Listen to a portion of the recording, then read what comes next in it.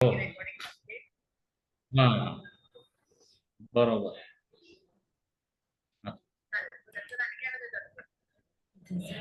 हा हा, ठीक आहे. हो हो, आता चेक कर. सरळ व्यवस्थित करा. हा, असे कसे ते खाली गेलं.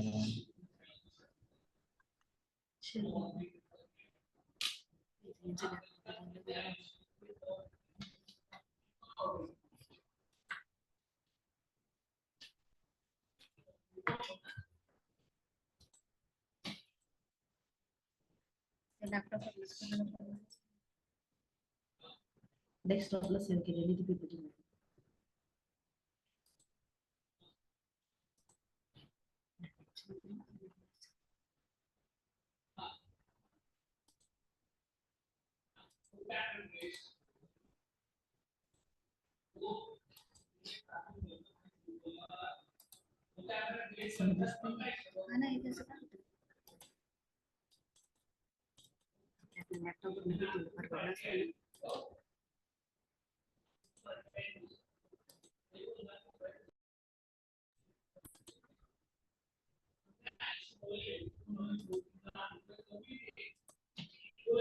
नरेंद्र सर, तुमचं कसं आहे बघा तिथं. मी काहीच केलं नाही दिलं.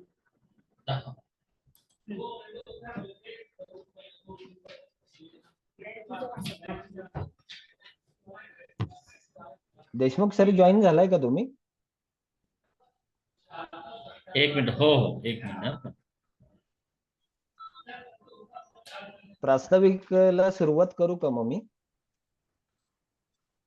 एक मिनिट सर, एक मिनिट. बर बर, ठीक आहे. ऑनलाईन संपला की करतो तुम्हाला. सर के मैडम. Yes sir.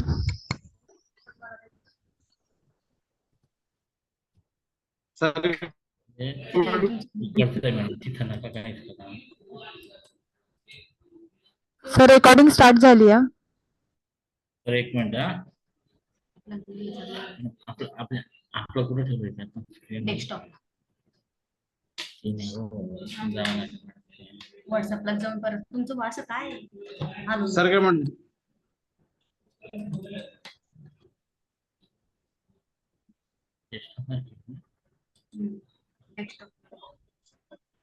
डॉक्युमेंट मध्ये तुम्ही आलेले डेस्कटॉप वर जाणार. वरती घ्या. हे वरती घ्या. डेस्कटॉप. कोणती फाईल मॅडम? प्रेसिडेंट सातारा बघा. कॉलेज सातारा आहे बघा. ठीक आहे. प्राध्यापक संभाजीराव कदम महाविद्यालय देऊर जिल्हा सातारा आणि Azad college of education Satara यांच्या संयुक्त विद्यमाने आयोजित आणि द युनिक अकॅडमी पुणे यांच्या सहकार्याने आज आपण mastering police army competitive exams and use of library resources या विषयावर एक स्टेट लेवलचं वेबिनार आज आयोजित केलेलं आहे. दरवर्षी आपण युनिक अकॅडमीच्या सहकार्याने अशाच एक स्पर्धा परीक्षेच्या वेगवेगळ्या विषयांवर सेमिनार ऑर्गनाईज करत असतो. यावर्षी देखील आपण तो एक प्रयत्न केलेला आहे. आणि आजच्या या वेबिनार मध्ये आपल्याला प्राध्यापक Sunil Deshmukh sir resource person म्हणून लाभलेले आहेत. सरांचा परिचय करून देण्यापूर्वी मी प्रथमतः आजच्या कार्यक्रमाची एक थोडक्यात रूपरेषा सांगतो. थोडासा टेक्निकल प्रॉब्लेममुळे आपला जरा सेमिनार सुरुवात व्हायला उशीर झाला, पण आता आपण डायरेक्ट वेबिनारची सुरुवात करतोय. सर एक साधारण 40 ते 50 मिनिटं या विषयावर बोलतील आणि त्याच्यानंतर एक 10 ते 15 मिनिटाचा आपण एक क्वेश्चन आन्सर सेशन या विषयावर घेणार आहोत. तत्पूर्वी मी सर्वांना सांगू इच्छितो की हा जो झूमचा प्लॅटफॉर्म आहे हा 40 मिनिटे चालेल. तर सर्वांना एक आव्हान आहे, जर मीटिंग डिस्कनेक्ट झाली 40 मिनिटांनी तर या सेम लिंकवर क्लिक करून आपल्या सर्वांना जॉईन व्हायचं आहे. तर वेबिनारची सुरुवात करण्यापूर्वी आजचे रिसोर्स पर्सन प्राध्यापक सुनील देशमुख सर यांचा थोडक्यात एक मी परिचय करून देतो. सर युनिक अकॅडमी पुणे येथे लेक्चरर म्हणून कार्यरत आहेत. ते इंडियन इकॉनॉमी, मॉडर्न हिस्ट्री या विषयावर व्याख्याने देतात. आतापर्यंत सरांची 200 पेक्षा जास्त व्याख्याने आणि प्रशिक्षण कार्यक्रम झालेले आहेत. सरांनी आज अखेर 2000 पेक्षा जास्त विद्यार्थ्यांना, पालकांना वैयक्तिक काउन्सिलिंग केलेलं आहे. संबंधित विषयामध्ये सरांचं 13 वर्षे समुपदेशन, व्याख्यान, प्रशिक्षण असा एकूण मोठा अनुभव आहे. तसंच सरांनी संयुक्त परीक्षेसाठी भारतीय अर्थव्यवस्था असं एक उपयुक्त पुस्तकाचं लेखन देखील केलेलं आहे. तसेच शालेय तसे महाविद्यालयीन विद्यार्थ्यांमधील अभ्यास कौशल्य, व्यक्तिमत्व विकास, परीक्षा तंत्रे, सवयी, करिअरची निवड, स्पर्धा परीक्षा, करिअरची पायाभरणी, भविष्यातील संधी आणि इतर आवश्यक असणारी कौशल्ये यावर देखील सर मार्गदर्शन करतात. याशिवाय युवकांसाठीची करिअर निवड, मुलाखत तंत्रे, नोकरी व्यवसाय मार्गदर्शन, संवाद कौशल्य, महिलांसाठी तणाव व्यवस्थापन, आर्थिक नियोजन, व्यक्तिमत्व विकास आणि पालकांसाठी मुलांच्या समस्या, no mobile campaign, online games बद्दल जागरूकता, टाइम मॅनेजमेंट इत्यादी बऱ्याचशा विषयावर सरांचं मार्गदर्शन असतं. तसेच वरील विषयांवर समुपदेशन अथवा काउन्सिलिंग तसेच प्रशिक्षण शिबिरांमध्ये देखील सर मार्गदर्शन करतात. एकूण सगळी सरांचा बायोडेटा पाहता या विषयावर सरांचं नक्कीच मार्गदर्शन आपल्याला उपयुक्त ठरेल अशी मला आशा वाटते. तर फार काही न वेळ घेता सर्व उपस्थित पार्टिसिपंट्स, त्यानंतर या महाविद्यालयाचे प्राचार्य डॉक्टर माधुरी शिंदे आणि आझाद कॉलेज ऑफ एज्युकेशनच्या प्राचार्या डॉक्टर वंदना जाधव नालावडे यांचे देखील मी या ठिकाणी स्वागत करतो. आणि सरांना मी विनंती करतो त्यांनी आजच्या विषयावर मार्गदर्शन करण्यास सुरुवात करावी. Thank you sir. देशमुख सर, तुम्ही सुरुवात करा. उपस्थित सर्व विद्यार्थी, प्राध्यापक, प्राचार्य सर्वांचं मी या ठिकाणी स्वागत करतो. द युनिक अकॅडमी पुणे आणि संभाजीराव कदम महाविद्यालय देऊर तसंच आझाद महाविद्यालय सातारा यांच्या संयुक्त विद्यमाने आजच्या आयोजित या वेबिनार मध्ये आपल्या सर्वांचं सहर्ष स्वागत. माझा आवाज स्पष्ट पोहोचतोय सर्वांपर्यंत? येतोय सर? हा येस सर, येतो सर, येतो.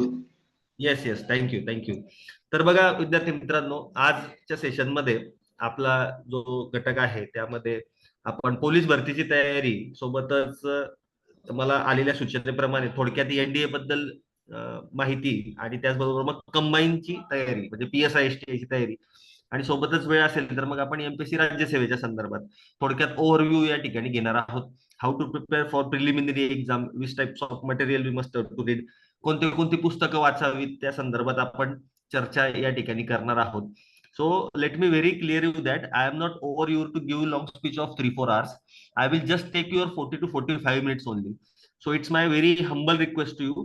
Listen me very carefully and if possible, जर तुम्हाला शक्य असेल विद्यार्थी मित्रांना तर जर शक्य असेल तुम्हाला स्क्रीनशॉट तुम्ही घेऊ शकतात किंवा जर शक्य असेल तर तुम्ही लेक्चरच्या रनिंग नोट्स देखील या ठिकाणी घेऊ शकतात.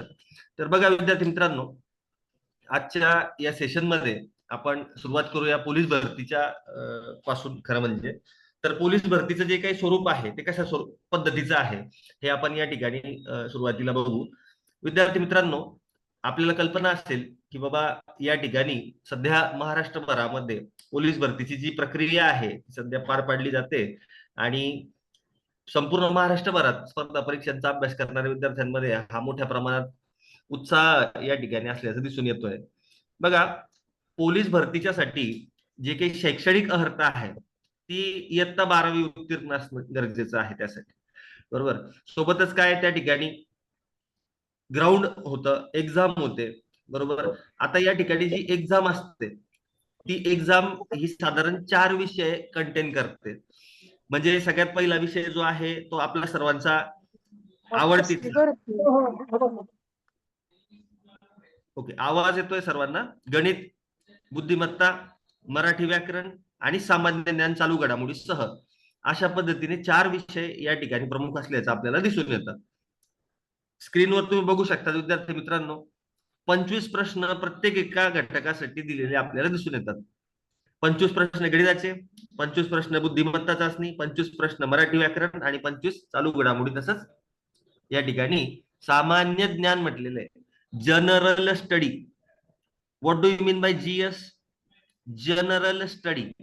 इयत्ता 5वी पासून इयत्ता 12वी पर्यंत आपण शालेय जीवनामध्ये जे सर्व विषय शिकलो ते सर्व 5वी पासून 12वी पर्यंतच हे सर्व सामान्य अध्ययनाचा भाग होता, म्हणून त्याला जनरल स्टडी असं म्हणतात. आणि म्हणूनच आपण या ठिकाणी पाहतो की पोलीस भरतीमध्ये देखील चालू घडामोडीसह जो काही एक जीकेचा घटक दिसतो तो 5वी ते 12वीच्या अभ्यासक्रमावरती आधारित आपल्याला दिसतो. म्हणजे विद्यार्थी मित्रांनो, बरोबर. आता बऱ्याच विद्यार्थ्यांना या ठिकाणी 100 प्रश्नांची जी काही प्रश्नपत्रिका असते है ना, ती सोडवण्यासाठी वेळ पुरत नाही असं बऱ्याच विद्यार्थ्यांची तक्रार असते नेहमी. कारण की त्या ठिकाणी 25 प्रश्न गणिताचे आणि 25 प्रश्न बुद्धिमत्तेचे असतात. सो या ठिकाणी एक गोष्ट लक्षात घेतली पाहिजे. एक म्हण आहे, perfect practice makes man perfect. सराव जो काही आहे तो योग्य पद्धतीचा असेल तर तुमचं यश हे निश्चित आहे. म्हणजे लक्षात घ्या. तर 90 मिनिटांमध्ये हा पेपर पूर्ण आपल्याला करायचा असतो. 90 मिनिटांमध्ये हा पेपर पूर्ण होण्याच्यासाठी गणित बुद्धिमत्ता या विषयाला न्याय देण्याच्यासाठी आपल्याला भरपूर चांगला सराव असणं गरजेचं आहे. विदाउट प्रॅक्टिस तो पेपर कव्हर होत नसतो. म्हणजे मग त्यानंतर आपण या ठिकाणी जर का बघितलं तर आवश्यक ती कागदपत्रे, कोणती कोणती कागदपत्रे आवश्यक असतात. तर आवश्यक कागदपत्रांमध्ये ओरिजिनल डॉक्युमेंट्स आपल्याला या ठिकाणी लागतात सर्व. या ठिकाणी SSC HSC उत्तीर्ण असल्याचं प्रमाणपत्र म्हणजे बोर्ड सर्टिफिकेट प्लस मार्कशीट दोनही आपल्याला या ठिकाणी लागतात. जन्माचा दाखला, अधिवास प्रमाणपत्र ज्याला आपण डोमासाईल सर्टिफिकेट असं म्हणतो. जर आपण रिझर्वेशन या ठिकाणी रिझर्वेशनचा या ठिकाणी लाभ घेत असाल, आरक्षणाचा लाभ घेत असाल तर जातीचं प्रमाणपत्र म्हणजे त्याला आपण कास्ट सर्टिफिकेट असं संबोधतो.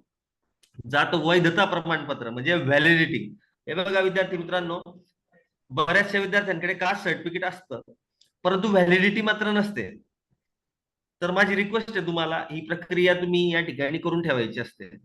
बऱ्याच वेळेला बघा विद्यार्थी मित्र स्पर्धा परीक्षांमध्ये अभ्यास करत असताना भरपूर सगळा वेळ त्याच्याकडे असतो विद्यार्थ्याकडे, तरी देखील डॉक्युमेंट मात्र परिपूर्ण त्याच्याकडे नसतात.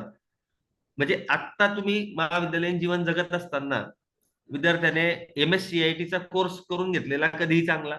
विद्यार्थ्याने शक्य असेल तर 30-40 मराठी इंग्लिश टायपिंग करून घेतलेलं चांगलं. त्याचबरोबर तुमचे जे काही caste certificate validity basic documents जे काही आहेत ते तुम्ही या ठिकाणी मिळवून घेतलेलं चांगलं. त्याचबरोबर जर का खुल्या प्रवर्गातील महिला असेल तर 30% वुमन रिझर्वेशन सर्टिफिकेट बनवता येतं तहसील ऑफिस मधून, ते बनवून घेतलेलं चांगलं. शक्य असेल तर त्यानंतर त्या पुढे जाऊन शॉर्ट हँडचा एखादा कोर्स करून घेतलेला कधीही चांगला. अर्थात स्पर्धा परीक्षा देण्यासाठी एनी ग्रॅज्युएट स्टुडंट एवढीच पात्रता या ठिकाणी पुढे जाऊन महत्वाची ठरते. आणि पोलीस भरतीला तर फक्त इयत्ता 12वी उत्तीर्ण असणं हे प्राथमिक शैक्षणिक अर्हतेचा भाग आहे. म्हणजे त्यानंतर हे डॉक्युमेंट्स लागत असतात. खऱ्या अर्थाने हे जॉईनिंगच्या दिवशी जरी तुम्हाला लागत नसतील तरी सुद्धा तुम्हाला शासन बऱ्याच वेळेला काही डॉक्युमेंट्स उपलब्ध करून देण्यासाठी वेळ देखील देतो. उदाहरणार्थ समजा तुम्हाला MSc सर्टिफिकेट तुमच्याकडे आज नाहीये तर MSc सर्टिफिकेट मिळवण्यासाठी शासन तुम्हाला 6 महिने 1 वर्ष वेगवेगळ्या डिपार्टमेंट वाईज वेगवेगळे व्हेरिएशन्स त्यात आहे. तर तेवढा मुदत देतात, तेवढा कालावधी देतात आणि सांगतात की तुम्ही कॉम्प्युटर या ठिकाणी कॉम्प्युटरचं बेसिक जे ज्ञान आहे ते मिळवा, म्हणजे MSc सर्टिफिकेट मिळवा आणि ते सबमिट करा. त्यानंतर आपण या ठिकाणी जर का बघितलं आवश्यक डॉक्युमेंट्सच्या मध्ये जात वैधता प्रमाणपत्र, यानंतर जर का आपण स्पोर्ट कोट्यामधून असाल तर त्या ठिकाणी आपलं सर्टिफिकेट जे काही आहे हे साई नावाची एक संस्था आहे, स्पोर्ट ऑथॉरिटी ऑफ इंडिया नावाची संस्था आहे, त्याचं पुण्याला ऑफिस आहे. जर का तुम्ही पात्रताधारक खेळाडू असाल तर तुमचं सर्टिफिकेट हे SAI म्हणजे साई म्हणजे sport authority of India Pune इथून ते काय करावं लागतं, व्हॅलिड करून घ्यावं लागतं. म्हणजे नॉन क्रिमिलियर असल्यास ठीक आहे, माजी सैनिक असेल तर डिस्चार्ज प्रमाणपत्र. आता तुम्ही महाविद्यालयीन जीवन जगतात त्याच्यामुळे याच्यापैकी जे कोणते डॉक्युमेंट्स तुम्हाला शक्य असेल, समजा भूकंपग्रस्त असेल, पोलीस असल्याचं पाल्य प्रमाणपत्र, EWS ECBC याच्यापैकी तुम्ही जिथे कुठे याचा लाभ घेणार असाल ठीक आहे. समजा एखादा विद्यार्थी ईडब्ल्यूएस आहे, मग त्याच्याकडे ईडब्ल्यूएस असलं पाहिजे. एखादा विद्यार्थी पोलीस पाल्य आहे तर पोलीस पाल्याचं सर्टिफिकेट त्याच्याकडे असलं पाहिजे. एखादा विद्यार्थी भूकंपग्रस्त भागातून येत असेल तर त्याच्याकडे तसं व्हॅलिड सर्टिफिकेट असायला पाहिजे. म्हणजे त्यानंतर आपण या ठिकाणी पाहत असतो वयोमर्यादा. साधारणपणे आपण बघतो की खुला प्रवर्ग म्हणजे if you belongs to open category then you may attempt this exam up to 28. वयाच्या 19व्या वर्षापासून 28व्या वर्षापर्यंत तुम्ही ही परीक्षा देऊ शकतात. आणि जर का if you belongs to reserve category then you may attempt this exam up to 33. 19 पासून 33 वयापर्यंत तुम्ही ही परीक्षा देऊ शकतात. म्हणजे आता त्याचबरोबर मग काही विद्यार्थी विचार करतात की सर वयाची शिथिलता कुठे आहे का अजून? तर वयाची शिथिलता आहे ना. तर त्यासाठी आपण ही पुढची स्क्रीन बघूया. प्रकल्पग्रस्त, भूकंपग्रस्त, माजी सैनिक, अनाथ ह्या प्रवर्गासाठी या ठिकाणी शिथिलता दिलेली आपल्याला दिसून येते. ठीक आहे. तर त्याचबरोबर महिला उमेदवार जर का या ठिकाणी असतील तर महिला उमेदवारांच्यासाठी म्हणून मी तुम्हाला या ठिकाणी खास सांगतो. हे बघा या स्लाइडमध्ये महिला उमेदवार 19 पासून 28 पर्यंत खुला प्रवर्ग आणि मागास प्रवर्गातून बिलॉंग करत असेल तर 33 पर्यंत एक्सटेन्शन असल्याचं आपल्याला दिसून येतं. स्पोर्ट प्लेअर असेल, पात्रताधारक खेळाडू असेल, व्हॅलिड सर्टिफिकेट त्याच्याकडे असेल तर 33 अधिक 5 वर्षांपर्यंत एक्सटेन्शन आहे. म्हणजे ठीक आहे ना. तर तुम्ही याचं स्क्रीनशॉट हवं तर घेऊन ठेवा. म्हणजे तुम्हाला यानंतर पुन्हा ह्या टेक्निकल बाबी कुणालाच विचारण्याची गरज पडणार नाही. म्हणजे बघा विद्यार्थी मित्रांनो, मग या ठिकाणी शारीरिक अर्हता काय लागते, शारीरिक पात्रता काय लागतात? तर साधारणपणे महिलांच्या बाबतीत आपण जर का या ठिकाणी महिला उमेदवाराच्या बाबतीत जर का आपण या ठिकाणी विचार केला तर साधारणपणे पोलीस होण्याच्यासाठी उंची किती लागते तर 158 सेंटीमीटर पेक्षा कमी नसावी. आणि पुरुष उमेदवारांसाठी 165 साधारण 165 सेंटीमीटर पेक्षा कमी नसावी. त्याचबरोबर तुम्ही जर का या ठिकाणी बघितलं तर विद्यार्थ्यांच्यासाठी शैक्षणिक अर्हतेसोबतच या ठिकाणी मैदानी चाचणी देखील पुढे जाऊन घेतली जात असते. म्हणजे आता आपण पुढच्या स्लाइड मध्ये ते देखील पाहणार आहोत की बाबा नेमके कोणते कोणते क्रीडा प्रकार या ठिकाणी ह्या प्रक्रियेमध्ये असतात म्हणून. ठीक आहे. या ठिकाणी तुम्ही बघू शकतात की उंची ह्या विषयामध्ये सुद्धा शासनाने सूट दिलेली आहे. परंतु ते कोणत्या घटकांसाठी आहे तर शासनाने नक्षलग्रस्त भाग म्हणून जे काही क्षेत्र जाहीर केलेले असतील तिथून एखादा विद्यार्थी जर का बिलॉंग करत असेल आणि तो पोलीस भरतीसाठी जर का इच्छुक असेल पण त्याची उंची थोडी कमी जास्त असेल तरी देखील शासन या ठिकाणी त्याला सूट देतं. पण सर्वांसाठी ही सूट नाही, सर्वांसाठी नाहीये. बघा शारीरिक चाचणी. मग या ठिकाणी आपण जर बघितलं तर पुरुष उमेदवारांसाठी 1600 मीटर धावणे, गोळाफेक 30 आणि 20, 50 गुणांसाठी हा क्रीडा प्रकार आपल्याला दिसून येतो. हेच जर का महिलांच्या बाबतीत आपण बघितलं तर महिलांच्या बाबतीत 800 मीटर धावणे आणि गोळाफेक 30 आणि 20, 50 गुण. बघा 1600 मीटर आणि गोळाफेक महिलांसाठी 800 मीटर आणि गोळाफेक. साधारणपणे तो जो गोळा असतो पोलीस भरतीच्या क्रीडा चाचणीमध्ये, मैदानी चाचणीमध्ये जो गोळा असतो तो पुरुषांचा मोठा गोळा असतो. महिलांचा जो गोळा आहे हा गोळाफेक क्रीडा प्रकारातला गोळा कमी वजनाचा म्हणजे हलका असतो, साधारण 4 किलो. त्यानंतर आपण या ठिकाणी जर का बघितलं थोडं डिटेलमध्ये आपण जर का जाऊन बघितलं की बाबा विद्यार्थ्यांनी धावण्याच्या स्पर्धेमध्ये या ठिकाणी सहभाग नोंदवला आणि सर्वच जण जर का या ठिकाणी धावतायत तर सर्वच्या सर्व एकाच वेळी पोहोचणार नाहीच डेड पर्यंत, बरोबर. तर मग नेमकं मार्क्स डिस्ट्रीब्युशन कशा पद्धतीचं होतं थोडं टेक्निकल वाटेल तुम्हाला विद्यार्थी मित्रांनो, परंतु ह्या गोष्टी समजून घेण्या फार गरजेच्या आहेत. फक्त पुस्तकात वाचून विषयाचा अभ्यास करणं ही नाण्याची एक बाजू असते. ह्या सगळ्या टेक्निकल गोष्टी आपल्याला माहित असणं आणि आपल्याकडे सगळे डॉक्युमेंट्स तयार असणं आणि या सगळ्या छोट्या छोट्या गोष्टी जर का माहित असतील तर आपल्या टार्गेट पर्यंत आपल्याला पोहोचायला सोपं जातं. आलं लक्षात?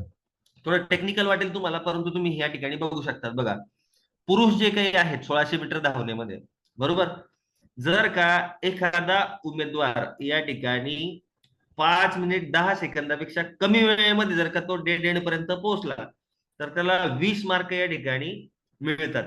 परंतु एखादा उमेदवार जर का थोडा मागे राहून गेला तो 5 मिनिट 10 सेकंद ते 5 मिनिट 30 सेकंदाच्या आत जर का तिथे टायमर लावलेला एक कर्मचारी उभा असतो, लक्षात घ्या. पोलीस भरतीची प्रक्रिया कशा पद्धतीची असते, टायमर लावलेला एक कर्मचारी त्या ठिकाणी उभा असतो आणि तो त्या टायमरच्या माध्यमातून या ठिकाणी कॅमेराज असतात, ठीक आहे, आणि हा टायमिंग या ठिकाणी काउंट केला जातो प्रत्येक एका विद्यार्थ्याचा, की तो विद्यार्थी कोणत्या टायमिंग मध्ये या ठिकाणी डेड एंड पर्यंत पोहोचतोय. तो ज्या सेकंदाला, म्हणजे सेकंदामध्ये गणित आहे सर्व, जर का तुम्ही बघितलं त्याच पद्धतीने जर का तुम्ही बघितलं, हे 1600 मीटर धावण्याच्यासाठीच बायफर्गेशन आहे, की एखाद्या विद्यार्थ्याला 20 मार्क पडले कारण की तो वेळेच्या आत त्या ठिकाणी पोहोचला. थोडा जास्त वेळ लागला तर मार्क कमी कमी होत जातात बघा. 18, 16, 14, 12, 10 डिसेंडिंग आहे. हेच जर का तुम्ही बघितलं, दुसरा क्रीडा प्रकार जो काही असतो पुरुष 100 मीटर धावणे, ठीक आहे ना, तर 100 मीटर जी काही आहे ही 11 मिनिट 50 सेकंद या ठिकाणी दिसतात 15 गुणांच्यासाठी. सेम डिसेंडिंग ऑर्डरने मार्क्स कमी होत जातात. पुरुष उमेदवारांच्या बाबतीत गोळाफेक, प्रत्येकाचाच गोळा आउट ऑफ जाईल असं आहे का? अजिबात नाही, प्रत्येकाचा गोळा आउट ऑफ जाणार नाहीये. मग किती अंतरापर्यंत, किती मीटर पर्यंत गोळा फेकला त्याच्यानुसार मग ते मार्कांचं बायफर्गेशन आपल्याला दिसून येतं. बघा, 8.50 मीटर पेक्षा अधिक लांब जर का तुम्ही गोळा फेकू शकलात तर पूर्ण 15 मार्क या ठिकाणी आपल्याला भेटतात.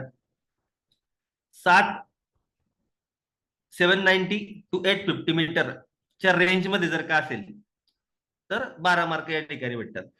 याचा पण तुम्ही स्क्रीनशॉट काढून घ्या किंवा तुम्ही शक्य असेल तर तुम्ही नोट्स फॉर्मॅटमध्ये लिहून घ्या. आता हे झालं पुरुष उमेदवारांच्या बाबतीत, ठीक आहे ना, हे झालं पुरुष उमेदवारांच्या बाबतीत. आता हेच जर का एखादा महिला उमेदवार जर का असेल या ठिकाणी, महिला उमेदवारांच्या बाबतीत मग बायफर्गेशन कसं असणार आहे, तर 1600 मीटर 100 मीटर असं बायफर्गेशन कशा पद्धतीने हे महिलांचं या ठिकाणी आपल्याला दिलेलं दिसतंय म्हणजे, ठीक आहे. त्यानंतर विद्यार्थी मित्रांनो, पोलीस शिपाई हे जे पद आहे त्याच पद्धतीचं चालक पद सुद्धा हे या पोलीस भरती प्रक्रियेतून निवडलं जात असतं, बरोबर. चालक म्हणजे ड्रायव्हर, ठीक आहे ना. तर पोलीस शिपाई चालक पदाकरताची काही विशेष कौशल्य असणं गरजेचं आहे. म्हणजे तुम्ही जनरल पोलीस भरती मधून पोलीस होणं हा एक भाग आहे, आणि जिथे चालक पदांसाठीच्या जागा असतात त्या ठिकाणी स्वतंत्र निवड प्रक्रिया या ठिकाणी घेतली जाते. शारीरिक चाचणी झाल्याच्या नंतर शारीरिक चाचणीत किमान 50% गुण मिळवून लेखी चाचणीसाठी पात्र ठरलेल्या उमेदवारांना वाहन चालवण्याच्यासाठी कौशल्य असणं गरजेचं आहे. म्हणजे थोडक्यात काय, की त्याच्याकडे व्हॅलिड लायसन्स असणं गरजेचं आहे, म्हणजे व्हॅलिड लायसन्स असायला पाहिजे. हलकं वाहन आणि जड वाहन म्हणजे जीप वगैरे सुद्धा चालवण्याचा तुमचा अनुभव असला पाहिजे आणि तुमच्याकडे त्याचे व्हॅलिड लायसन्स देखील असले पाहिजे. म्हणजे त्यानंतर या ठिकाणी लेखी परीक्षा होते. शारीरिक चाचणीमध्ये 50% गुण मिळवणारे उमेदवार संबंधित प्रवर्गामधील जाहिरातीमध्ये दिलेल्या 1:10 या प्रमाणामध्ये 100 गुणांची लेखी परीक्षा देतात. लक्षात घ्या, म्हणजे पुढे जाऊन सुद्धा कॉम्पिटिशन काही कमी झालेली नाहीये, 1:10 रेशो आहे, लक्षात घ्या, ठीक आहे. त्यानंतर 90 मिनिटांचा साधारण कालावधी परीक्षेसाठी दिला जातो तुम्हाला, ठीक आहे. कौशल्य चाचणीमध्ये उत्तीर्ण झालेल्या उमेदवारांना लेखी चाचणीसाठी बोलवण्यात येईल. लेखी चाचणीचा कालावधी 90 मिनिटांचा असेल. मराठी भाषेमध्ये ही प्रश्नपत्रिका या ठिकाणी असल्याचं आपल्याला दिसतं, आणि सर्वच्या सर्व प्रश्न हे मल्टिपल चॉईस क्वेश्चन पॅटर्नचे असतात, म्हणजेच MCQ असतात, म्हणजेच वस्तुनिष्ठ बहुपर्यायी स्वरूपाचे असतात, म्हणजेच स्कॉलरशिप सारखे 4 गोळे त्या ठिकाणी दिलेले असतात. 4 पैकी 1 गोळा साध्या काळ्या पेनाने आपल्याला डार्क करायचा असतो. त्याला आपण म्हणतो मल्टिपल चॉईस क्वेश्चन पॅटर्न, वस्तुनिष्ठ बहुपर्यायी स्वरूपाची प्रश्नपत्रिका असल्याचं आपल्याला दिसतं. बघा विद्यार्थी मित्रांनो, आपण या ठिकाणी पाहू शकतो की ही जी प्रक्रिया आहे ही संपूर्ण राज्यभरामध्ये एका दिवशी लेखी परीक्षा आयोजित केली जाते आणि एका पदासाठी एकाच दिवशी सर्व महाराष्ट्रभर राबवली जाते. ऑनलाईन यावेळी अर्ज भरावे लागतात आपल्याला. ऑनलाईन अर्ज भरत असताना जाहिरात नेमकी काय आहे ही व्यवस्थित वाचून घेणे, याचं कारण असं आहे, बऱ्याचशा विद्यार्थ्यांचा प्रश्न असतो की सर मी अमुक एका जिल्ह्यामध्ये फॉर्म भरतो, का भरतो तिकडनं, तर सर तिकडे जागा जास्त आहेत. तर जाहिरातीचं बायफर्गेशन व्यवस्थित बघायचं विद्यार्थी मित्रांनो. जाहिरात जेव्हा येते, जाहिरात आल्याच्या नंतर आपल्या कॅटेगरीच्या नेमक्या किती जागा आहेत, आपण जर का कॅटेगरी मधून फॉर्म भरणार असू, म्हणजे आरक्षणाचा लाभ घेणार असू, तर आपल्याकडे व्हॅलिड डॉक्युमेंट सर्व आहेत का, आणि जागा किती कमी किंवा किती जास्त आहेत याचा अंदाज घेऊन त्या ठिकाणी हे फॉर्म भरायचे असतात. कारण की तुम्हाला त्या जिल्ह्यामध्ये रिटायरमेंट पर्यंत काम करायचे, लक्षात घ्या, हा ना. मग प्रश्न साधारणपणे कशा पद्धतीचे असतात त्याचा देखील आपण या ठिकाणी अंदाज घेऊ. साधारण मी काही सॅम्पल क्वेश्चन्स या ठिकाणी तुम्हाला दाखवतो. लेखी परीक्षेमध्ये जे काही 4 विषय असतात त्यापैकी पहिला जो विषय आहे तो अंकगणिताचा असतो. साधारण 25 प्रश्न या ठिकाणी असल्याचं आपल्याला दिसून येतात. त्याच्यामध्ये आपण जर का बघितलं तर प्रश्नाचं स्वरूप बघा कसं आहे. एक तर तुम्हाला गणितीय श्रेणी किंवा भूमितीय श्रेणी दिलेली असेल, या श्रेणीमधला पुढचा क्रमांक सांगा असं विचारतात, किंवा तुम्हाला काळ काम आणि वेग याच्यावर आधारित काही प्रश्न विचारतात. जसं की तुम्हाला स्क्रीनवरती प्रश्न दिसतोय, 15 माणसे एक काम 10 दिवसात करू शकतात, तर तेच काम 50 दिवसात पूर्ण करण्यासाठी किती माणसे लागतील किंवा किती वेळ लागेल, अशा स्वरूपाचा काळ काम वेग वर आधारित प्रश्न असतो. आता हे जे प्रश्न आहेत विद्यार्थी मित्रांनो, हे फॉर्म्युला बेस्ड आहे. ज्याला फॉर्म्युला लक्षात आलेला आहे त्याच्यात फक्त आकडे भरायचे आहेत, लगेच उत्तर येतं, काही सेकंदांमध्ये उत्तर येतं, है ना. आणि ज्याला तो फॉर्म्युलाच माहित नाही, त्याने ते लर्नच नाही केलेलं, तर मात्र अशा पद्धतीच्या प्रश्नांची उत्तर काढताना खूप वेळ जातो आणि तरी देखील ते उत्तर चुकण्याची शक्यता मात्र जास्त असते. बघा, शेकडेवारी असेल, नफा तोटा असेल, गुणोत्तर प्रमाण असेल, भूमितीय गणितीय श्रेणी असेल, काळ काम वेग असेल, अशा पद्धतीचे घटक या ठिकाणी पॉप्युलर आहेत. पॉप्युलर म्हणजे जवळपास सगळ्या प्रकारच्या पोलीस भरतींमध्ये, सगळ्या जिल्ह्यांच्या पोलीस भरतींमध्ये या ठिकाणी अशाच घटकांवरती फोकस केलेला आहे. आलं लक्षात. मग त्याचबरोबर आपण जर का बघितलं तर दुसरा घटक म्हणजे सामान्य ज्ञान आणि चालू घडामोडीचा. बघा, सामान्य ज्ञान आणि चालू घडामोडी असं म्हटलेलं असल्या कारणास्तव चालू घडामोडीचे प्रश्न ते पण कोणते, रिजनल लेवलचे, म्हणजे कोणते, आपण म्हणतो ना आंतरराष्ट्रीय, राष्ट्रीय आणि प्रादेशिक घडामोडी. तर आपण प्रादेशिक घडामोडींवर पोलीस भरती सारख्या परीक्षेमध्ये जास्त फोकस असल्याचं दिसून येतं आपल्याला. आपण बघतो प्रश्नपत्रिकेमध्ये आपल्याला प्रादेशिक घडामोडींवर मोठ्या प्रमाणात या ठिकाणी प्रश्न विचारलेले दिसतात. जसं की आता एक सॅम्पल क्वेश्चन मी तुम्हाला या ठिकाणी दाखवतो. राज्यातील पहिले फुलपाखरांचे गाव. आता बघा, महाराष्ट्रातील मधाचं गाव, महाराष्ट्रातील कवितांचं गाव, महाराष्ट्रातील लेखकांचं गाव, महाराष्ट्रातील पुस्तकांचं गाव, महाराष्ट्रातील सगळ्यात पहिलं सौर ऊर्जेवर चालणारं गाव. आलं लक्षात. अशा पद्धतीने वेगवेगळी वैशिष्ट्ये असलेले तालुके, गावं या ठिकाणी असल्याचं आपल्याला दिसून येतं. तसंच मग हे फुलपाखरांचं गाव या ठिकाणी असल्याचं आपल्याला परीक्षेचा प्रश्न विचारलेला आपल्याला दिसून येतो. त्याचबरोबर एक कॉन्फरन्स या ठिकाणी विचारलेली, आपत्ती व्यवस्थापनावरील जागतिक काँग्रेस 2024 ची, ही कुठे घेण्यात आलेली होती, ठीक आहे ना. तर अशा पद्धतीचे चालू घडामोडीवर आधारित प्रश्न आहेत. आणि काही जनरल आहेत मग, जसं उदाहरणार्थ केळी संशोधन केंद्र महाराष्ट्रात कुठे आहे. आता हा जो प्रश्न आहे हा थोडा कृषीशी पण संबंधित आहे आणि जीकेशी पण संबंधित आहे. साधारणपणे आपल्याला जर का महाराष्ट्राची भौगोलिक प्रादेशिक वैशिष्ट्य माहिती असतील ना, तर आपल्याला अशा पद्धतीच्या प्रश्नांची उत्तरं सहज देता येऊ शकतात. बघा, तिसरा जो काही घटक या ठिकाणी येतो तो म्हणजे बुद्धिमत्ता चाचणी. साधारणपणे याला पण 25 प्रश्न विचारलेले असतात. याच्यामध्ये थोडी तुम्हाला व्हरायटी क्वेश्चन्सची असल्याचं दिसून येतं. म्हणजे अगदी पोलीस भरती सारख्या परीक्षेमध्ये clock, calendar, blood relation, direction test, analogy, series अशा वेगवेगळ्या घटकांवरती प्रश्न असल्याचं आपल्याला दिसतं.